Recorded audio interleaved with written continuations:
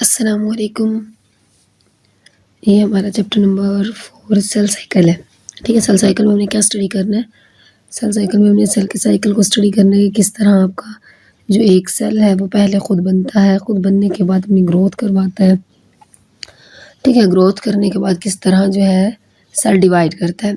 इसमें हमने basically cell के डिवीजन के बारे में स्टडी करना है कि सेल किस तरह खुद को डिवाइड करता है और किस तरह नए टाइप के सेल बनाता है, ये किस तरह सेल डिवाइड करके एक पूरा नया जो है वो ऑर्गेनिज्म बनाता है।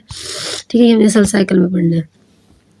अगर हम इसके इंट्रोडक्शन की बात करें तो सेल साइकिल जो है ना, सेल जो है ना आपका एक सेल वो फॉलो करता है एक रेगुलर सीरीज ऑफ इवेंट्स को, यानी ऐसे इवेंट्स को, ऐसे मौक़े को फॉलो करता है जो एक तो रेगुलर है यानी स्टेप वाइज है और पूरे सीरीज़ में है। ठीक है, ऐसे जो आपके इवेंट्स हैं जो सीरीज़ में जुड़े हुए हैं, जिनको आपका सेल जो है वो फॉलो कर रहा है, उनको क्या बोलते हैं? सेल साइकिल बोलते हैं। और अपनी लाइफ के दौरान सेल, हर सेल जो है अपनी लाइफ के दौरान ऐसे सीरीज़ से गुज़रता है जो क्या होते हैं? एक रेगुलर होते हैं। ठीक है, और इनमें होता क्या है, इन सीरीज़ में होता क्या है, इनमें उनकी ग्रोथ होती है, उनकी प्रिपरेशन होती है, उनकी सेल डिवीजन होती है। यानी पहले तो सेल खुद को क्या करेगा? ग्रो करेगा। यानी एक सेल बना है, सेल बनने के बाद उसने खुद को क्या किया? उसने खुद को ग्रो किया। यानी अगर मैं कहूँ ये एक सेल है, पहले वो ग्रो करेगा यानी अपना साइज़ बढ़ाएगा। साइज़ बढ़ाने के बाद वो क्या करेगा? वो खुद को प्रिपेयर करेगा। ठीक है, और प्रिपरेशन करने के बाद वो क्या हो जाएगा? डिवाइड हो जाएगा और यहाँ इस स्टेज में वो खुद को क्या करेगा? प्रिपेयर करेगा। यानी पहले सेल खुद बना, बनने के बाद उसने अपनी ग्रोथ की, अपना साइज़ बढ़ाया। अपना साइज़ बढ़ाने के बाद उसने खुद को प्रिपेयर किया, किस चीज़ के लिए? डिवीजन के लिए। फिर वो डिवाइड हो गया, उसने अपना नंबर बढ़ा लिया।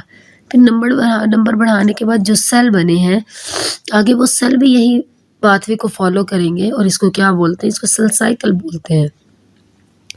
ठीक है, ये सीरीज़ हैं जो रेगुलर होते हैं, मतलब कोई एक स्टेप भी, सिंगल स्टेप भी सेंटर से स्किप नहीं होता।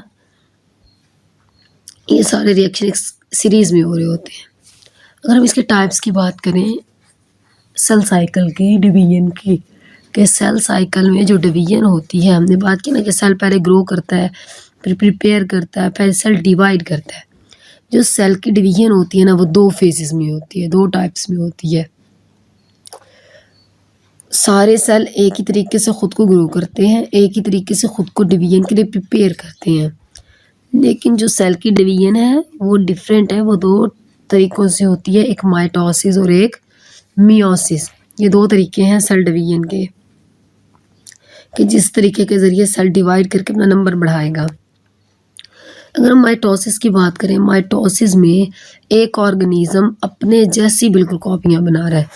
मतलब अगर मैं कहूँ ये आपका एक सेल है, इसने ये ग्रो किया, ग्रो करने के बाद इसने खुद को प्रिपेयर किया और प्रिपेयर करने के बाद इसने बिल्कुल अपने ही जैसे 2 सेल बना दिए, तो इसको हम माइटोसिस बोलेंगे। ठीक है, जिसमें सेल क्या करता है? बिल्कुल अपने जैसे ही कॉपियाँ बनाता है, क्योंकि जो माइटोसिस है उसमें सिर्फ एक ही पेरेंट इन्वॉल्व होता है। ठीक है, वही पेरेंट, जैसे आपको कहीं पे कोई चोट लगती है, ठीक है, आपकी स्किन पे कहीं पे चोट लगी, चोट लगने के बाद आप जो है वो खुद को क्या करोगे? खुद क्या होगा? वहाँ पे दोबारा नए सेल बन जाएंगे, तो वो नए सेल बिल्कुल वैसे होंगे जैसे पुराने सेल्स होंगे। तो मतलब माइटोसिस हुई। ठीक है, मतलब वहाँ माइटोसिस हुई। लेकिन अगर मियोसिस की बात करें, मियोसिस के प्रोसेस में स्पेशल टाइप के सेल्स बनते हैं जिनमें जेनेटिक मटेरियल हाफ होता है, और वो जो नए सेल बने हैं वो रिप्रोडक्शन के लिए ज़रूरी होते हैं, यानी अगली नस्ल पैदा करने के लिए ज़रूरी होते हैं। बेसिकली जो मियोसिस है ना, उसमें बनते हैं गैमेट्स, और जो गैमेट्स हैं इनमें जो जेनेटिक मटेरियल होता है ये हाफ होता है as compare to parent cell. और फिर यही गैमेट्स से जो मेल और फीमेल गैमेट्स हैं आपस में मिलते हैं, रिप्रोड्यूस करते हैं, और रिप्रोड्यूस करके एक नया इंडिविजुअल बना देते हैं। अच्छा, अब हम अगर बात करें इनकी अहमियत की कि माइटोसिस किस लिए ज़रूरी है, किसी भी ऑर्गेनिज्म की ग्रोथ के लिए और उसकी रिपेयरिंग के लिए माइटोसिस ज़रूरी है। अभी मैंने लास्ट जो है मैं बात भी बताई है कि जो माइटोसिस है ना, इसकी मदद से आपकी बॉडी का कोई भी सेल रीजनरेट हो सकता है। आपको कहीं चोट लगी, आपका सेल डैमेज हो गया, ठीक है, तो आपका सेल क्या करेगा, वहाँ पे अपनी जो है नए सेल बनाना शुरू कर देगा, रिपेयरिंग कर देगा बॉडी की। माइटोसिस, अगर आपको कहीं पे कट लगता है, कट लगने के बाद आप कुछ दिनों बाद देखते हो आपके वहाँ पे दोबारा सेल आ जाते हैं, आपकी स्किन बिल्कुल ठीक हो जाती है, तो मतलब वहाँ माइटोसिस हुई। माइटोसिस में क्या होता है, एक तो आपकी बॉडी की ग्रोथ होती है, दूसरा अगर कहीं पे चोट वगैरह लग गई तो उसकी रिपेयरिंग हो जाती है। लेकिन अगर हम मियोसिस की बात करें तो मियोसिस में हमने पढ़ा है कि स्पेशल टाइप ऑफ जो है सेल्स बनते हैं जिनमें जेनेटिक मटेरियल हाफ होता है, तो वो आगे यही कह रहे हैं कि इनमें रिप्रोडक्टिव सेल्स बनते हैं, ठीक है, जिनमें जेनेटिक मटेरियल हाफ होता है। वो रिप्रोडक्टिव सेल्स जो है वो दो टाइप्स के होते हैं, एग और स्पर्म। या एग होगा या स्पर्म होगा, ये दोनों क्या है, ये रिप्रोडक्टिव सेल्स हैं जिनमें नंबर ऑफ क्रोमोसोम्स क्या होते हैं, हाफ होते हैं।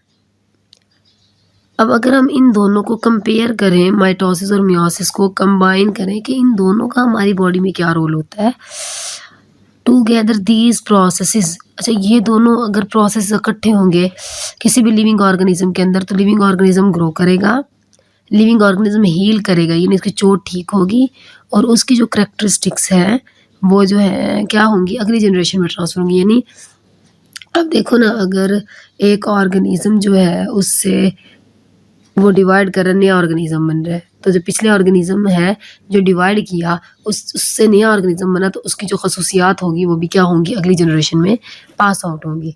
ये सारा हमारे पास इंट्रोडक्शन था कि सेल डिवीजन क्या होता, सेल साइकिल क्या होती है, जिसमें सेल ग्रो करता है, रिपेयर करता है, डिवाइड करता है। डिवीजन दो टाइप की थी, माइटोसिस और मियोसिस की। फिर हमने माइटोसिस मियोसिस का जनरल सा इंट्रोडक्शन लिया कि माइटोसिस में ग्रोथ होती है, रिपेयरिंग होती है, आइडेंटिकल सेल प्रोड्यूस होते हैं, मियोसिस में डिफरेंट होते हैं सेल्स प्रोड्यूस, और जो मियोसिस उसमें रिप्रोडक्टिव सेल्स बनते हैं, एग और गैमेट्स। अच्छा, अब हमारा जो है मेन टॉपिक स्टार्ट होता है सेल साइकिल। लेकिन इससे पहले जो है, अगर आपने चैनल को सब्सक्राइब नहीं किया तो इसको सब्सक्राइब करें ताकि हर आने वाली नई वीडियो आप तक पहुंच सके।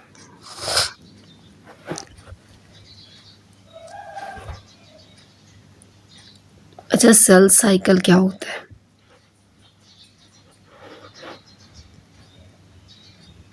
सेल साइकिल बात पहले हो चुकी है कि cell cycle series of events होते हैं, ठीक है, ऐसे इवेंट्स जो सीरीज में चल रहे हैं,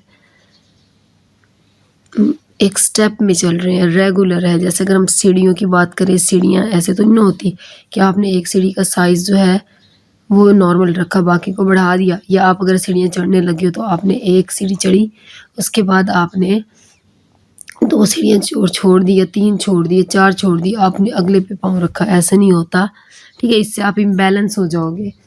इसी तरह ये जो सेल साइकिल है, ये सीरीज ऑफ इवेंट्स हैं जिसमें सीरीज हैं जो रेगुलर होते हैं। अच्छा, ये यूकैरियोटिक सेल्स में होती हैं ये सेल साइकिल का प्रोसेस। इसमें एक सेल डिवाइड करता है, डिवाइड करके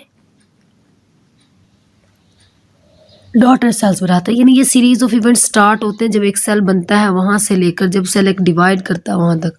यानी पहले सेल खुद बना, खुद बनने के बाद अपनी ग्रोथ की, ग्रोथ करने के बाद सेल डिवाइड किया, यानी बनने से रिलेटेड, सेल के बनने से लेकर सेल के डिवाइड करने तक की जो स्टेजेस हैं उनको सेल साइकिल बोलते हैं, जिसमें सेल डिवाइड करके दो डॉटर सेल्स बनाता है।